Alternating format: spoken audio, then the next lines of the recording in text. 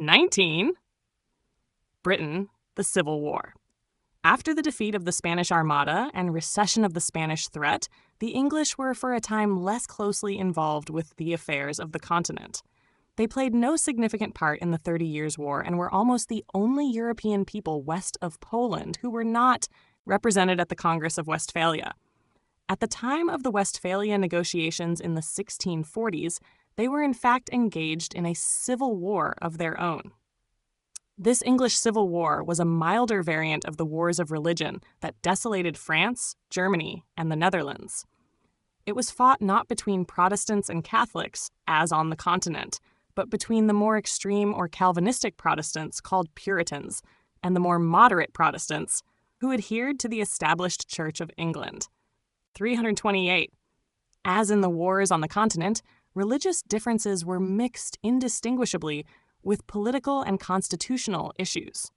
As the Huguenots represented to some extent feudal rebelliousness against the French monarchy, as German Protestants fought for states' rights against imperial centralization, and the Calvinists of the Netherlands for provincial liberties against the King of Spain, so the Puritans asserted the rights of Parliament against the mounting claims of royalty in England.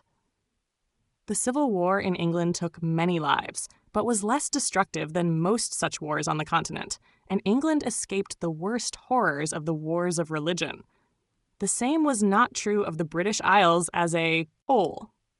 After 1603, the kingdoms of England and Scotland, while otherwise separate, were ruled by the same king. The Kingdom of Ireland remained, as before, a dependency of the English crown.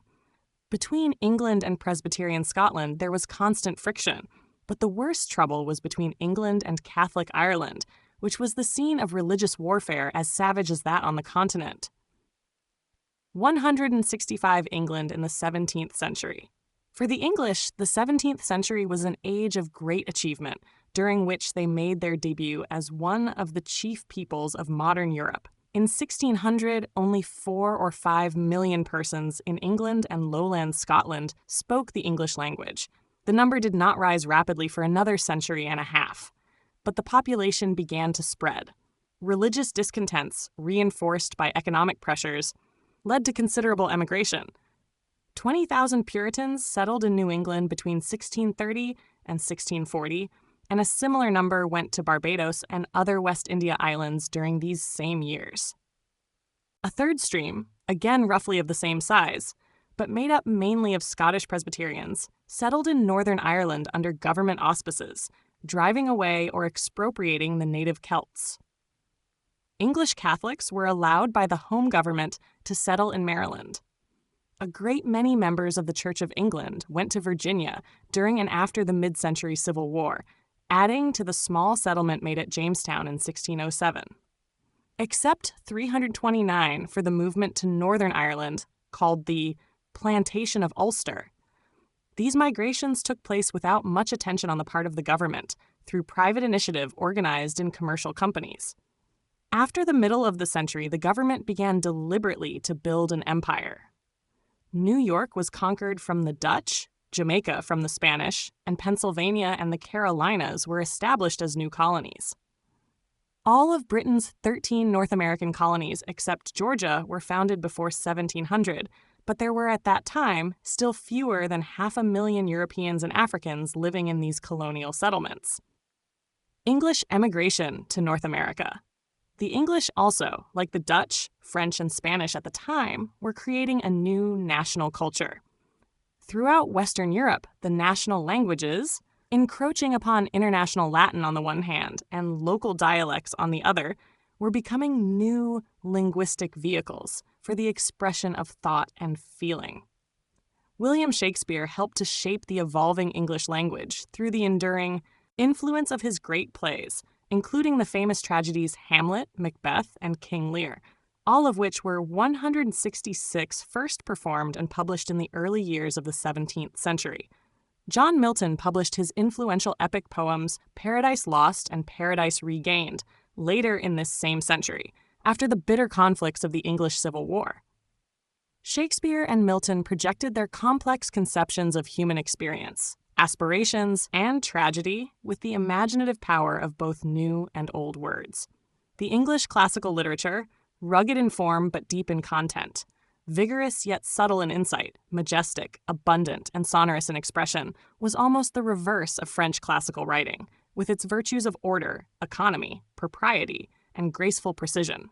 Proud of their literary culture and their own great writers, the English could never thereafter quite yield to French standards, nor be dazzled or dumbfounded, as some peoples were, by the 330 cultural glories of the age of Louis XIV. There were no 17th century painters comparable to those on the continent, but in music it was the age of Thomas Campion and Henry Purcell, and in architecture the century closed with the great London buildings of Christopher Wren. The English playwright William Shakespeare helped to shape the modern English language as well as much of the later history of English theater and literature. This image of the famous author appeared on an early 17th century edition of his collected works. Hulton Archive, Getty Images. Economically, the English were enterprising and affluent, though in 1600 far outdistanced by the Dutch. They had a larger and more productive country than the Dutch, and were therefore not as limited to purely mercantile and seafaring occupations. Coal was mined around Newcastle, but it was not yet a leading source of English wealth. The great industry was the growing of sheep and manufacture of woolens, which were the main export. Spinning and weaving were done mostly by workers in the country, under the putting out system, and organized by merchants according to the methods of commercial capitalism. Since 1553, the English had traded with Russia by way of the White Sea. They were increasingly active in the Baltic and Eastern Mediterranean. And with the founding of the East India Company in 1600, they competed with the Dutch in assaulting the old Portuguese monopoly in India and East Asia. But profitable as such overseas operations were becoming, the main 331 wealth of England was still in the land. The richest men were not merchants, but landlords, and the landed aristocracy formed the richest class. Economic activity. Background to the Civil War, Parliament and the Stuart kings. In England, as elsewhere in the 17th century, the kings clashed with their old medieval representative institutions. In England, the old institution, Parliament, won out against the king. But this was not the unique feature in the English development. In Germany, the estates of the Holy Roman Empire triumphed against the emperor, and much the same thing, as will be seen, occurred in Poland. But on the continent, the triumph of the old representative institutions generally meant political dissolution or even anarchy. Successful governments were generally those in which kingly powers increased. This was the strong tendency of the time, evident even in the Dutch Republic after 1672 under William of Orange. The unique thing about England was that Parliament, in defeating the king, arrived at a workable form of strong government under parliamentary control. This determined the character of modern England and launched into the history of Europe and of the world the great movement of liberalism and representative institutions. The violent struggles that ultimately produced England's new political order emerged from the conflicting ambitions of the Stuart kings and the most powerful social groups in the English Parliament. In 1603, on the death of Queen Elizabeth, the English crown was inherited by the son of Mary Stuart, James VI of Scotland. As a descendant of Henry VII, he became King of England also, taking there the title of James I. James was a philosopher of royal absolutism. He had even written a book on the subject, The True Law, 167-332, of free monarchy. By a free monarchy, James meant a monarchy free from control by Parliament, churchmen, or laws and customs of the past. It was a monarchy in which the king, as father to his people, looked after their welfare as he saw fit, standing above all parties, private interests, and pressure groups. He even declared that kings drew their authority from God and were responsible to God alone, a doctrine known as the divine right of kings. The Stuarts in Parliament.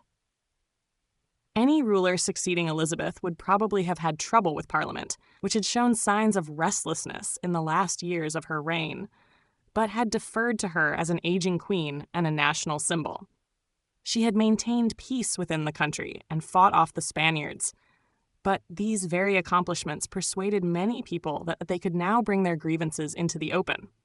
James I was a foreigner, a Scot, who lacked the touch for dealing with the English, and who was moreover a royal pedant, the wisest fool in Christendom, as he was uncharitably called. Not content with the actual or implicit methods of political control, as Elizabeth had been, he read the Parliament tiresome lectures on the royal rights. He also was in constant need of money because the wars against Spain had left a considerable debt. James was far from economical, and in any case, in an age of rising prices, he could not live within the fixed and customary revenues of the English crown. These revenues were still set by medieval traditions that were increasingly quaint under the new national and international conditions. Neither to James I nor to his son Charles I, who succeeded him in 1625, would Parliament grant adequate revenue. It distrusted them both, partly for legal and financial reasons, and partly on religious grounds. Many members of Parliament were lawyers. They feared that the centralizing power of the kings was threatening the historic common law of England. They disliked the prerogative courts that had expanded royal authority. The Star Chamber, set up by Henry VII to settle disputes without the deliberations of a jury, and the High Commission set up by 333 Elizabeth to ensure conformity to the theology of the Church of England. They thus opposed the new doctrine of divine right, which claimed that a sovereign king could make laws and decide cases at his own discretion. Practically all members of Parliament were also property owners. Landowners, supported by the merchants, feared that if the king could raise taxes on his own authority, their wealth would be insecure. Finally, many Parliament members were staunch Puritans, whose Calvinist beliefs made them dissatisfied with the organization and doctrine of the Church of England. King James threatened to harry the Puritans out of the land, and Charles supported the church hierarchy's desire to enforce religious conformity. Hence, there were multiple causes for a growing parliamentary resistance. In England, the Parliament was so organized as to make resistance effective. There was only one Parliament for the whole country. There were no provincial, oral, or local estates, as in the Dutch Republic, Spain, France, Germany, and Poland. All parliamentary opposition was therefore concentrated in one place.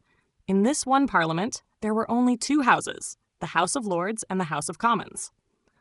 The landed interest dominated in both houses, the noblemen in the Lords and the gentry in the Commons. In the Commons, the gentry, who formed the bulk of the aristocracy, mixed with representatives of the merchants and the towns.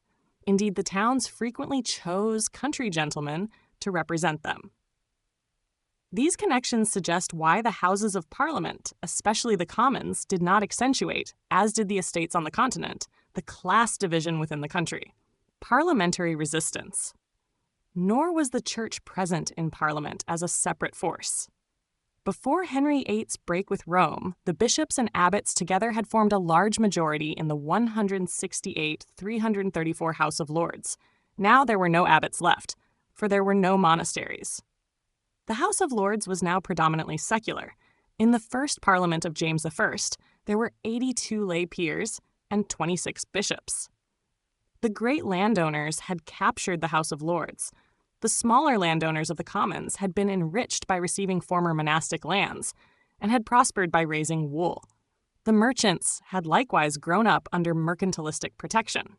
Parliament was strong not only in organization, but also in the social interests and wealth that it represented. No king could long govern against its will. Parliament affirmed its expectations in a Petition of Right, 1628, which asserted that taxes could only be raised through parliamentary consent. Charles at first accepted the petition as a necessary compromise for receiving much-needed revenues. In 1629, however, King and Parliament came to a deadlock. Charles I, soon ignoring the Petition of Right, attempted to rule without Parliament, which could legally meet only at the royal summons. He intended to give England a good and efficient government.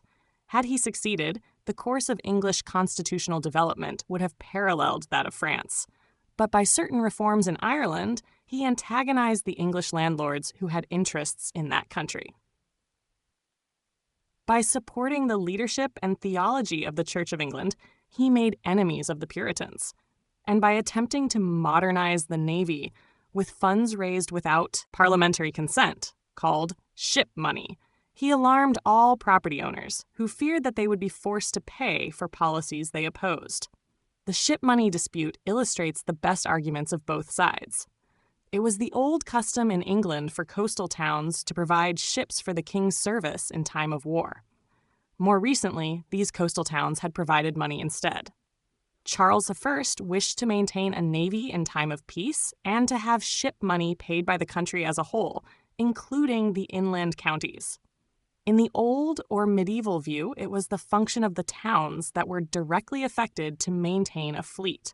In the new view, sponsored by the king, the whole nation was the unit on which a navy should be based. The country gentlemen, whom Parliament mainly represented, and most of whom lived in inland counties, had less interest, 335, in the navy, and in any case were unwilling to pay for it unless they could control the foreign policies for which a navy might be used. The parliamentary class represented the idea, derived from the Middle Ages, that taxes should be authorized by Parliament. The king represented the newer ideas of monarchy that were developing on the continent, which included a belief in the king's right to collect revenues that were needed by the state. The politically significant classes in England would not accept such ideas. Until the king could govern with the confidence of Parliament, or until Parliament itself was willing to assume the financial responsibilities of government under modern conditions, neither a navy nor any effectual government could be maintained. The ship money dispute. The Scots were the first to rebel. In 1637, they rioted in Edinburgh against attempts to impose the Church of England's prayer book and episcopal organization in Scotland. Charles, to raise funds to put down the Scottish rebellion, finally convoked the English Parliament in 1640 for the first time in 11 years. When it proved hostile to him, he dissolved it and called for new elections. The same men were returned. The resulting body, because it sat theoretically for 20 years without new elections from 1640 to 1660, is known historically as the Long Parliament. Its principal leaders were small or moderately well-to-do landowning gentry. The merchant class, while furnishing no leaders, lent its support. The Long Parliament. The Long Parliament, far from assisting the king against the Scots, used the Scottish rebellion as a means of pressing its own demands. These were revolutionary from the outset. Parliament insisted that the chief royal advisers be not merely removed, but 169, 336 impeached and put to death. It abolished the Star Chamber and the High Commission. The most extreme Calvinist element, the root and branch men, or radicals, drove through a bill for the abolition of bishops, revolutionizing the Church of England. In 1642, Parliament and king came to open war. The king drawing followers mainly from the north and west, the Parliament from the commercially and agriculturally more advanced counties of the south and east. See map P 178. A series of bloody battles steadily weakened the king's position, and his army dissolved in 1646. During the war, as the price of support from the Scottish army, Parliament also transformed the government's official Protestantism by adopting the Solemn League and Covenant, which made Presbyterianism the established legal religion of England, Scotland, and Ireland. The emergence of Cromwell. The parliamentary forces, called Roundheads from the close haircuts favored by Puritans, gained their major military victories with an efficient new army, the New Model Army, and a highly competent commander, Thomas Fairfax. The wars also brought a hitherto unknown gentleman named Oliver Cromwell to the foreground. A devout Protestant, he organized an especially effective regiment in the New Model Army, the Ironsides, in which extreme Protestant exaltation provided the basis for morale, discipline, and the will to fight. By the late 1640s, Cromwell had become the most powerful political and military leader of the parliamentary forces. The army, in which a more popular class was represented than in the parliament, became the center of advanced democratic ideas. Many of the soldiers objected to Presbyterianism as much as to the Church of England. They favored a free toleration for all godly forms of religion, with no superior church organization above local groups of like-minded spirits. Cromwell concluded that the defeated king, Charles I, could not be trusted, that ungodly persons of all kinds put their hopes in him, what later ages would call counter-revolution, and that he must be put to death. Because Parliament hesitated, Cromwell, with the support of the army, 337 moved against Parliament. The Long Parliament, having started in 1640 with some 500 members, had sunk by 1649 to about 150, for this revolution, like others, was pushed through by a minority. Of these, Cromwell now drove out almost 100, leaving a rump of 50 or 60. This operation was called Pride's Purge, after Colonel Thomas Pride, who commanded the armed force that intimidated Parliament. And in subsequent revolutions, such forced removals have been commonly known as purges, and the residues sometimes as rumps. The rump condemned King Charles for treason and sent him to death on the scaffold in 1649. Pride's Purge England, or rather the whole British Isles, was now declared a republic. It was named the Commonwealth.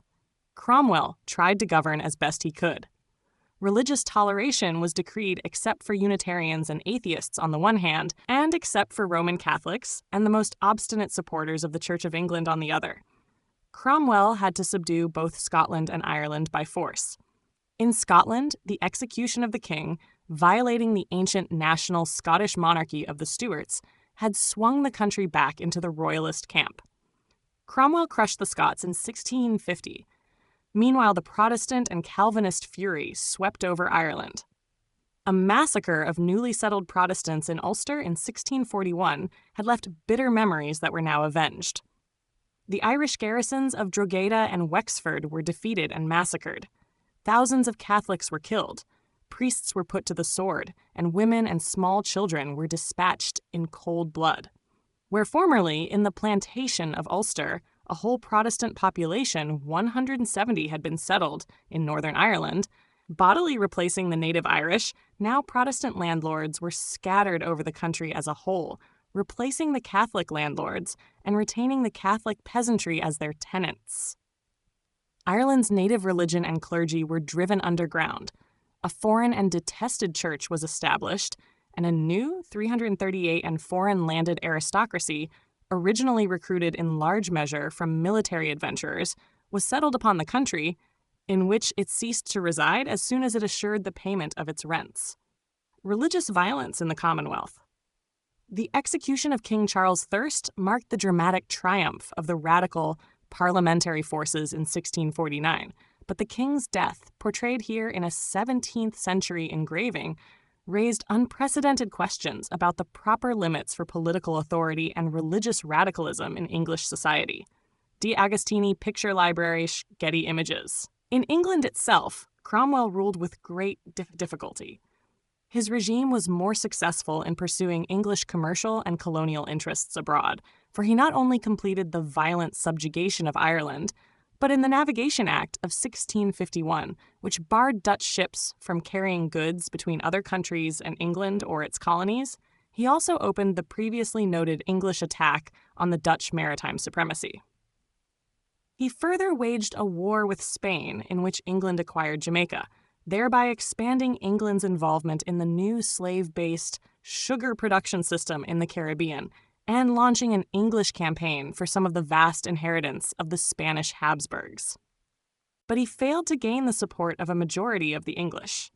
The Puritan 339 Revolution, like others, produced its extremists. It failed to satisfy the most ardent and could not win over the truly conservative, so that Cromwell found himself reluctantly more autocratic and more alone. A party arose called the Levellers, who were in fact what later times would call radical political Democrats. They were numerous in the Puritan army, though their chief spokesman, John Lilburne, was a civilian. Appealing to natural rights and to the rights of Englishmen, they asked for a nearly universal manhood suffrage, equality of representation, a written constitution, and subordination of Parliament to a reformed body of voters. The Levellers thus anticipated many ideas of the American and French revolutions over a century later, but they were at this time repressed and expelled from the army. There were others in whom religious and social radicalism were indistinguishably mixed. George Fox, going beyond Calvinism or Presbyterianism, led a new movement of radical religious dissenters who became known as the Society of Friends, or Quakers. The Quakers were condemned by the established Protestant clergy, and many were imprisoned, But the movement continued to attract inspired adherents by insisting that all believers could have new revelations of spiritual truth, by rejecting various social and religious hierarchies, and by allowing or even encouraging women to preach at their meetings. A more ephemeral group, the Diggers, proceeded to occupy and cultivate common lands, or lands privately owned, in a general repudiation of property. The Fifth Monarchy men were a millennial group who felt that the end of the world was at hand. They were so called from their belief, as they read the Bible, that history has seen 4 empires, those of Assyria, Persia, Alexander, and Caesar, and that the existing world was still Caesar's, but would soon give way to the Fifth Monarchy, of Christ, in which justice would finally prevail. Religious and social radicalism, 171-340. Among the many religious groups that emerged during the era of the English Revolution, the Quakers became especially notorious for their critique of religious hierarchies and their willingness to let women speak at their meetings. The novelty of the group is suggested in this 17th century illustration of a woman addressing a Quaker meeting. Universal History Archive, Getty Images. 172 Cromwell opposed all such radical movements, which threatened both well-established persons and long-established social and religious hierarchies. As a regicide and a Puritan, however, he could not seek support from the Royalists or the former leaders of the Church of England. Unable to agree even with the Rump, he abolished it also in 1653, and thereafter vainly attempted to govern, as Lord Protector, through representative bodies devised by himself and his followers, under a written constitution, the instrument of government. Actually, he was driven to place England under military rule, the regime of the Major Generals. These officials, each in his district, repressed malcontents, 341 vagabonds, and bandits, closed alehouses, and prohibited cockfighting, in a mixture of moral puritanism and political dictatorship. Cromwell died in 1658, and his son was unable to maintain the protectorate. 2 years later, with all but universal assent, monarchy was restored. Charles II, son of the recently executed Charles I, became King of England and of Scotland. Cromwell, by beheading a king and keeping his successor off the throne for 11 years, left a lesson that was not forgotten. Though he favored constitutional and parliamentary government and had granted a measure of religious toleration, he had in fact ruled as a dictator in behalf of a stern Puritan minority. The English people now began to blot from their memories the fact that they had ever had a real revolution. The fervid dream of a godly England was dissipated forever. What was remembered was a nightmare of standing armies and major generals, of grim Puritans and overwrought religious enthusiasts. The English lower classes ceased to have any political role or consciousness for over a century, except in sporadic rioting over food shortages or outbursts against the dangers of popery. Democratic ideas were rejected as leveling. They were generally abandoned in England after 1660 or were cherished by obscure radicals who could not make themselves heard. Such ideas, indeed, had a more continuous history in the English colonies in America, where some leaders of the discredited revolution took refuge.